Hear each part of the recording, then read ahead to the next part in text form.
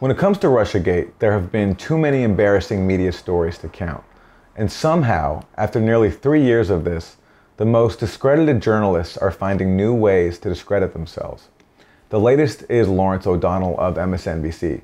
Speaking to another prominent Russia conspiracy theorist, Rachel Maddow, O'Donnell shared this bombshell claim. This single source close to Deutsche Bank has told me that Donald Trump's loan documents there show that he has co-signers. That's how he was able to obtain those loans. And that the co-signers are Russian oligarchs. What? Really? That would explain, it seems to me, every kind word Donald Trump has ever said about Russia and Vladimir Putin, if true. Well, it turns out it's not true, or at least there's no evidence for it. According to MSNBC, Lawrence O'Donnell's information came from a single source who has not seen the bank records. And so, O'Donnell had to retract his story after less than 24 hours.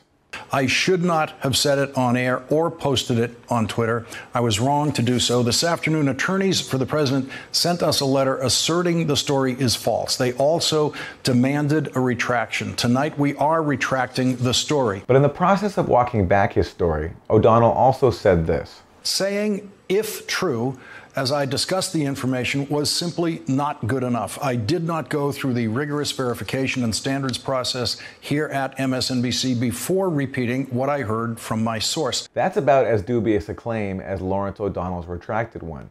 When it comes to the Trump-Russia story, the idea of a rigorous verification and standards process at MSNBC is a joke. The bulk of this network's output for more than 2 years has been innuendo and conspiracy theories about a non-existent Trump-Russia plot and a massive Russian interference campaign. This also was not the first time MSNBC has used the if true caveat to put something on air. Take the time Lawrence O'Donnell himself speculated that Vladimir Putin orchestrated a chemical weapons attack in Syria to distract the US media from Putin's ties to Donald Trump. If Vladimir Putin, if Vladimir Putin masterminded the last week in Syria, he has gotten everything he could have asked for. Go ahead, do a small chemical attack, nothing like the big ones you've done in the past, just big enough to attract media attention so that my friend in the White House will see it on TV. And then Donald Trump can fire some missiles at Syria that'll do no real damage, and then the American news media will change the subject from Russian influence in the Trump campaign and the Trump transition and the Trump White House. It's perfect. By the way, that was in April 2017, more than 2 years ago. Fast forward to, say, July 2018, when MSNBC's Chris Hayes brought on writer Jonathan Chait to ponder if Donald Trump has been a Russian military intelligence asset since 1987. In a new cover story from New York Magazine, writer Jonathan Chait argues we have not allowed ourselves to consider the full range of possibilities. Chait lays out what could be considered the worst-case scenario for Trump-Russia collusion, that Donald Trump has been a Russian intelligence asset since 1987. Then there's Rachel Maddow. I don't know, take your pick. How about Putin might use the P-tape to force Trump into withdrawing U.S. troops near Russia?